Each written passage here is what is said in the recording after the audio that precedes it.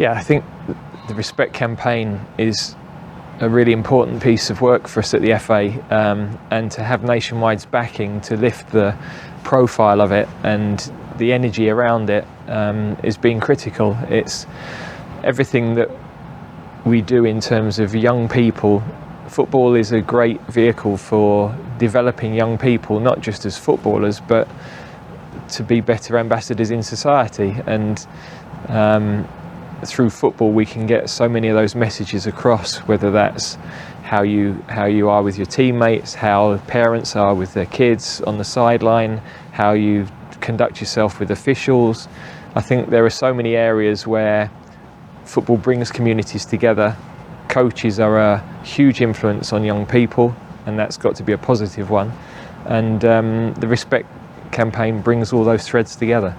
Gareth, I'm just wondering if there are any personal examples that you've seen of the campaign making an impact. Well, I think one of the biggest areas that the Respect campaign's having an impact is the numbers of coaches that are going through the programme, because in the end coaches set the environment for football clubs and grassroots clubs, and therefore for young people. And the more coaches we can affect and influence, then the better the environment we create. And we're into the thousands now of coaches who are following the programme. We've got parents now who we're encouraging to follow the guidelines on positive behaviours on the touchline. So it feels as though everybody's pulling together, and it's a message we have to continue to give, because every year more new players join and more new parents join, and we've got to help to create the right environment constantly. But that education piece is really important. Gareth, of course football has been part of your life from an early age. Are there any positive experiences of grassroots football as a kid you can remember? Oh, 100%. I mean, every England international starts at a grassroots club. And I always say to them when they make their England debut, not only will they inspire people around the country, but in particular they will inspire the kids that are now playing at the grassroots club where they started. They'll think that it's possible to do something in their life. They need role models, and I was the same. You know, my first experience of football was playing as an under-10 in an under-12s league, and mixing with boys from different schools, so different group of friends, which helped to boost your confidence and took you out of your comfort zone a little bit. Is my first experience of competitive games and the desire to win, and so many of my characteristics were formed at that young age, being in the environment of grassroots football. You look at the experiences that a young person's had, and you've had many young experiences as a child in football. You've played in major tournaments, you've managed in major tournaments, but those experiences, those formative experiences as a young person, are they just as special to you? Well, 100%, because I'm now a parent and I'm in a position where my role is an opportunity to affect and influence the environment we create for young people now. And a country is as good as its investment in young people, frankly. And if we can help to develop well-rounded young people who are respectful, then it has an impact on the whole community and the whole of our country moving forward. So I think what Nationwide and the FA are trying to do is bring all of those messages together to create a better society. It's when people come into the branches, we want the experience for the customer and the people working in the building society to be respectful and mutually appreciative, and everybody lives in a society that pulls together, particularly with what we've all been through in the last 12 months. You know, we need communities to work together to establish ourselves economically as a country, and also to make sure that respect exists for everybody. Gareth, you met the first two Nationwide Mutual Respect winners this morning, Dan and Tina, for their outstanding contribution to the community through the power of football and through the power of grassroots football. What was that like for you meeting them? Well, it was great to see their faces. Beautiful day here at St George's, that they were relishing the opportunity to look around at what is our home, and it was lovely to be able to thank them for what they've done in probably the most difficult 12 months we've faced as a country in the last 40-50 years. The way they've managed to be creative in connecting their clubs, connecting their communities, is so impressive. And so often those roles in football clubs or in local communities are not necessarily underappreciated by the people that work with them, but they're not acknowledged and taken a little bit for granted, perhaps. So it's lovely when we can highlight the good work that's gone on and highlight the stars behind the scenes, really, that without those volunteers, without those people working tirelessly, we don't have grassroots clubs, we don't have connected communities. So it was lovely to be able to thank them in a different way today. Gareth, that leads me nicely on to my next question. Tina and Dan, rightly so, have been given this wonderful award to recognise their contribution to football and the community. But the inspiring thing for us all is that we know that's the tip of the iceberg. There are thousands of people out there, thousands of Dans and thousands of Tinas every single day.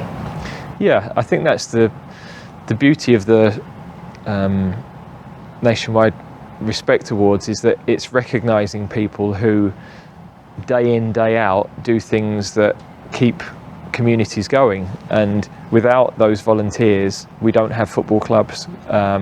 Without people to arrange the fixtures, arrange the leagues, arrange the pitches, paint the changing rooms, put the nets up. We all know those people in the clubs that we've played in or have had kids playing in. And yeah, it's nice to be able to give those unsung heroes that recognition. Nationwide, and the FA has pledged to ensure that 1 million parents and coaches engage with the FA Respect campaign over the next 3 years. Just how important is that to get that message across? Yeah, I mean, it's an ambitious target, and that's good, because I think we have to try to affect as many people as we possibly can. And the more people who have an understanding of the environment we need to create for kids to succeed and have enjoyment, the better. I know when my son was playing junior football, there were youth awards that I went on, there were presentations that I saw about youth development, about the development of young people that I wasn't aware of. And I'd been involved in the game for years, but I didn't have that understanding of the different environment needed for young players especially. And of course then the impact that we have on those young people through their lives as well is key. So even if there might be parents who think, oh, I know what needs to happen, I know all about it, I would urge them to get involved in the campaigns and read the literature and attend the courses, because you do learn something new all the time. As a player, as a manager, as a human being, you've always strived for the best possible levels of respect. Just how important is it that not only football, but society as well tries to drive towards more mutual respect? Yeah, I think we are quick to point out where we feel people aren't behaving in a respectful way. That might be, I don't know, they visit the countryside, they leave a mess behind them.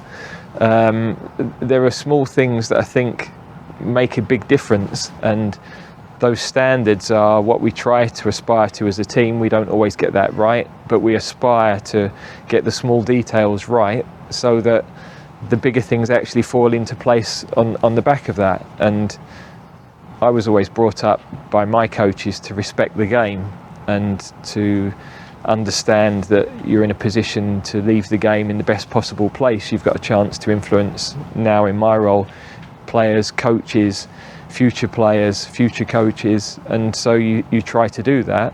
And sport is a brilliant way of giving young people good habits, good experiences that they will carry into the rest of their life. And those experiences of leadership, of working as a team, of respect. They're all critical things. Wherever they go and work, whatever environment they're in, they're skills that they will use. Gareth, as a manager, the teachings of respect in football, how do they inform the way that you actually work? I think in trying to get the best from people, I'm very mindful of trying to treat, whether it's a member of staff or a player, as an individual. We know that everybody is different background, different motivations, different interests, and just trying to make sure that whatever decisions are made, that we communicate it well, that we work as we try to create as much of a family environment as we can. And families don't always get on. There might be disagreements, but if there is respect, then I think it's a better environment for everybody to work in, that they feel they can be themselves. And if they feel they can be themselves, particularly off the field in an England camp, then when they go on the field, they can perform at their best possible level. You've got first-hand experience in tournaments as a player and also now as a manager. Can you tell me just how excited at this moment you are and motivated by the expectations of the country? Of course there is a pressure, because you know that there's 50-odd million people that want you to achieve. But are you excited by that pressure? Yeah, it's my one ambition when I was a kid was to play for England, and I know now that that's an incredibly difficult thing to do, you know, statistically, the journey that every player has to go on. So to have the opportunity to lead your country and then to lead into a major tournament, you know, I've had the privilege to do it once. We now have a European Championship where, you know, some of our matches are at Wembley, so that's quite a unique opportunity. It is an honour and it is exciting, and yeah, of course there's expectation, and we can build that into pressure if we choose, but that's our own decision, what that feels like. It's their own voice in our heads.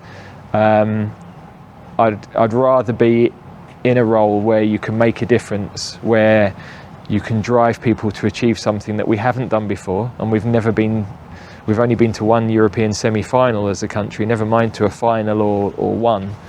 So we've a chance to be the first, and that is a challenge we should embrace. We all know the year that everybody's been through, and this is such a wonderful chance to lift a nation, the power to lift a nation. Just by saying those words, the power to lift a nation, excites me. As the England manager sitting there, it must excite you.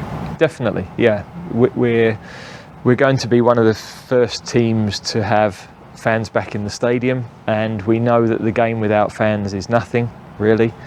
We're going to have all of the focus on the national team at the time when people are going to want to start to get out and enjoy nights perhaps back at the pubs and back at the restaurants and have the games on and hopefully drink their beer, not throw it quite so much. The rules are probably changing, so it's a brilliant thing for us to be involved in, and we're going to give everything we can to make it a success. Just two final questions, Gareth.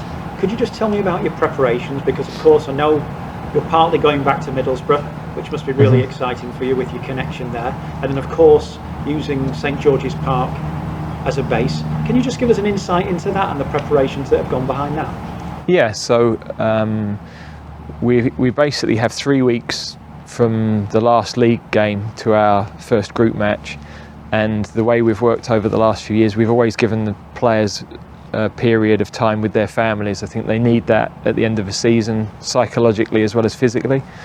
Then we'll go to the northeast, which is a nice change of environment for us, really good facilities, good people at Middlesbrough. So I know that when that was offered to me as an option, that everything there will be as we would like it, and it means we also don't spend too long at St George's. It's a great base for us, but also I didn't necessarily want to be here for 40-50 days. Last summer we were talking about going away for that prep. That's not possible now, so to be able to take a game to the northeast where we haven't been for a few years is a great opportunity for us. And then we come back to St George's, which we're familiar with, which we can control the facilities, which are first class.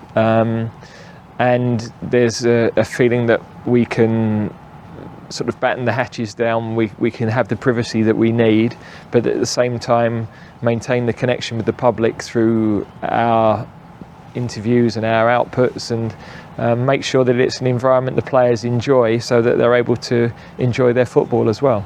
Very last question.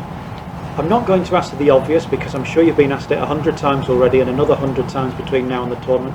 What does success represent? Do you think we can win the Euros? Of course you want to win the Euros. But at the end of the tournament, what is the feeling that you want to get out of the tournament? I said ahead of Russia that, you know, we wanted the country to have pride in the team, and I think we achieved that. And some of that is about results, and some of that is about the way the team are and the connection with the fans. Now, of course, if you don't win the matches, then that pride isn't there, is the reality. And of course, we've now been to 2 semi-finals, and we are as keen as everybody else to go further. So we understand expectations change, and we shouldn't be afraid of saying, you know, we want to go and win. We know there's some improvement for us to do. We've started to beat some of the top teams over the last couple of years. We have to do that consistently, and if we're to win this tournament the way the draw looks, we would have to do that on 2 or 3 occasions. So, but as a team, we've got to take it small steps at a time, qualify from the group, get that nailed with a group where we're 3 very tough games, and opponents that Croatia have beaten us in the recent past, Czech Republic have. We've done the same to them, and we know what the game with Scotland means for everybody. So we have to allow everybody to dream. We want to dream ourselves, but we've got to make sure that we won't just win because we're at home. We won't just win because we're an exciting team. We've got to get all the parts right, and that's got to be our aim. Thank you, Gareth, and the very best of luck. Thanks, Chris.